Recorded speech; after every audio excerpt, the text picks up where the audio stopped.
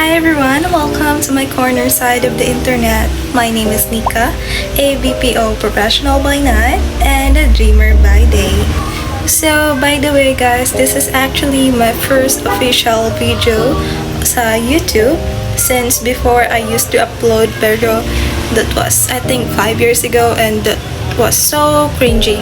And by the way, later on this video since ito yung first ever official video ko dito, mag-get ready with me tayo and we will unlock some secrets about me and we will also topic the reason behind the name of my channel. So, before that, I will go ahead and prepare myself bago tayo mag-makeup.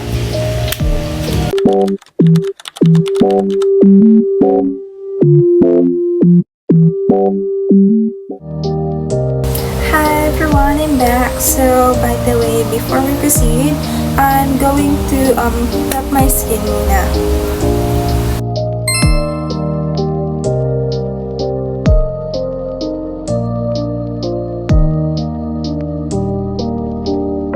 So guys, tapos na ako sa aking skin prep. Tignan mo ba naman? So, let's start with our get ready with me. So, today, sasamahan niyo ako sa ayaw at gusto nyong mag-prepare habang nagchichikahan. So, first things first is ang ating primer. Who is Glow and Grind with Nika. So, actually, my name is Nika. And also, as I've mentioned, I am a BPO worker. BPO. Nag-work ako as BPO and also I'm 18 years old. And also, I am a cat mom. Actually, I have 6 cats. Yes, 6 cats. So, sa 6 cats na yon, sobrang stress talaga ako sa buhay ko. At ang una kong anak or una kong pusa or anak nga is si Luna. So, si Luna actually, kinuha ko siya April 1st, 2023. And nasa foundation na pala tayo guys. Yes, April 1st, 2023. And magti 3 years old na siya this coming April. Nakita ko siya sa kalsada noon. And kakalabas ko lang ata ng hospital. Tapos may nakita akong nagmamiyaw na pusa. Or hindi, nakalimutan ko na kasi yung actual na kwento kung paano ko siya nakita. Basta nakita ko talaga siya sa kanal or kalsada, ganun. And then, kaya Lunang pinangalan ko. Kasi, may nakita lang ako na nun. And my second cat is Lucas. And si Lucas is ang baby sa pamilyang to. Actually, siya yung umiiyak dito sa bahay kapag once nakabisita kayo dito sa bahay, pag may naririnig kayong pusong umiiyak, expect nyo nang si Lucas yun. And bigay siya sa akin ng boyfriend ko. And third one, we have Lucky. Actually, si Lucky siya yung sobrang kulit na pusa. Sobrang pilyong pusa ni Lucky. Katabi ko ba siya? Yes, natutulog siya right now. Wait lang. So, this is Uki. This is Lucky. Yan, tulog ang baby na yun. Sleep well. Ay, sorry. Kinuha ko siya sa kaklase ko nung nagre-research kami. Hindi ko siya ninakaw ha. Binigay siya sa akin. Kasi nagagandahan ako sa kulay ni Lucky. So, ayun, kinuha ko na siya noon nung bumisita kami sa bahay ng kaklase ko kasi wala kaming pwesto for research. And also, we have Isay or Luisa. Yung nickname niya is Isay, but yung name niya talaga is Luisa. Lahat sila may nickname naman. For example, kay Lucky, Uki. Or kay Lucas, Kaskas. Kay Una, Una. Parang ganun lang. Kasi Una. That's ba? And si Isay naman, is binili ko siya sa teacher ko noong senior high school. And magkano ba bili ko sa kanya? 1.5 ata yun. Kasi graduation ko noon. Tapos pinilit ko yung mama ko na bilhin siya. Kahit ang dami ko ng pusa. Like as in, sobrang dami ko ng pusa guys. Sobrang dami. Actually guys, Magsa-stop na talaga dapat ako sa 4. Eh, ang kaso nga lang, nanganak si Isay. So, dahil nanganak si Isay, nadagdagan tayo ng 2 supling or mga angels dito sa bahay. Angels na nakailang basag na talaga. So, ang panganay na anak ni Isay or ang apo ko na is si Lee. So, babae siya, guys. Kaso lang, akala ko nung una is guy siya. Kaya, namali ako ng pangalan. Pero, since ayun na, magsistick tayo doon. And also, up next sa anak ni Isay is we have Elle. So, si Elle, ano siya? Siya yung second daughter ni Isay. Lahat sila babae.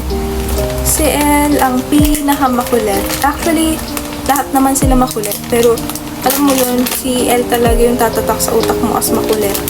So, ayun ang ating mga pusa. And now, let's proceed sa ating experience as a BPO worker bilang 18 years old. Actually guys, hindi talaga madali ang lahat ng trabaho. Like, kahit anong trabahong papasukin mo, sobrang hirap niya. Like, walang madaling trabaho talaga.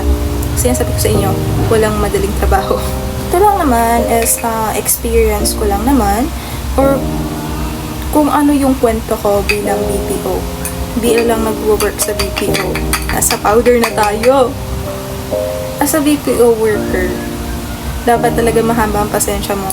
And guys, sinasabi ko sa inyo, kung naging leader kayo sa research at hindi nagpapasa yung mga kagrupo nyo ng on time, like, tapos minsan ikaw pa gumagawa, ganun. Or minsan, alam niyo yung gawa nila, ChatGPT, or talagang mali talaga buo.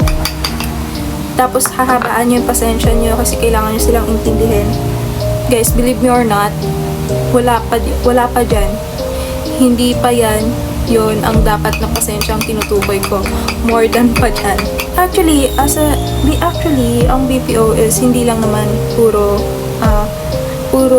hirap. Hindi lang naman siya puro pahirap.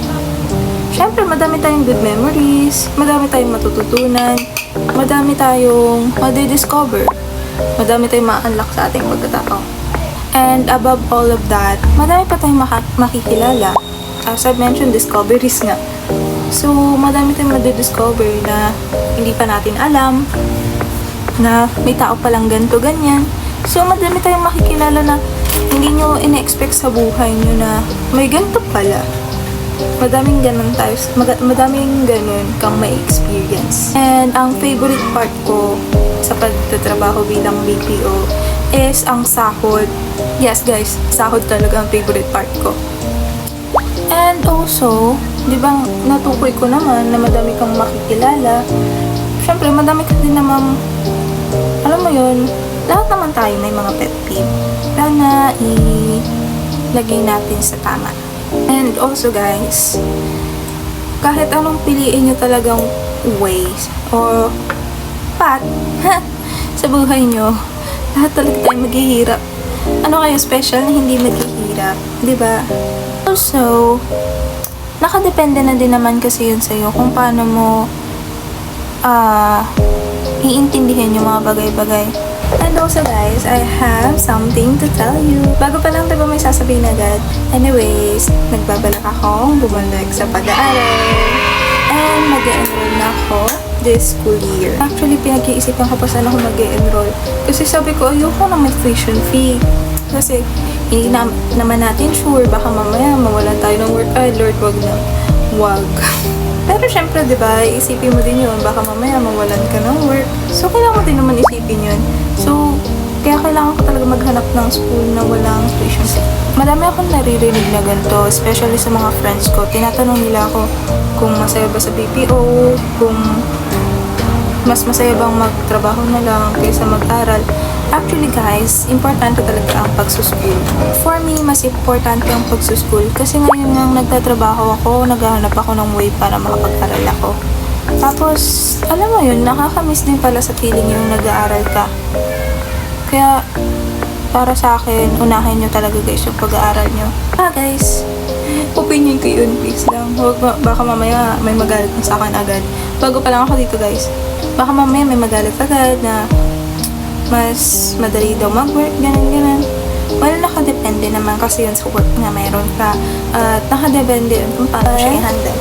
And to answer the question, kung ano yung meaning or kung ano yung dahilan bakit yan yung name ng aking YouTube channel, it is because my life is a mix of a glow side and also a grind side. So, ang glow side para sa akin is pagiging cat mom, ang pagiging mahilig sa makeup. Ang grind side naman, dun yung papasok yung pagiging BPO worker ko. And also, papasok na din dun soon kapag nag-start ako mag-aral habang nag-work. So, I hope everyone na lahat tayo is maging masipag or mag-glow habang nag-grind.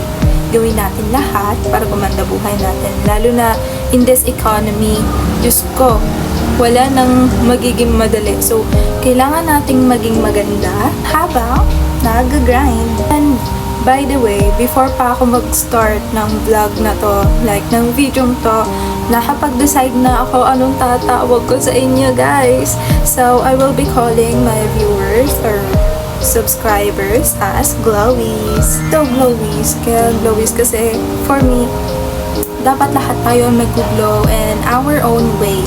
And by the way, this is my final look. Ayan. And hindi pa ako masyado perfect sa lahat, lalo na sa pag-makeup. But, hilig ko talaga siya. But, pag sinabi nung, like, yung makeup na ganito, ganyan, kayang-kaya ko yan. At ako nga yan. Anyways, hanggang dito na lang, glowies. Thanks for hanging out with me today. Always remember, keep glowing while grinding. And I will see you guys on my next one. Bye-bye!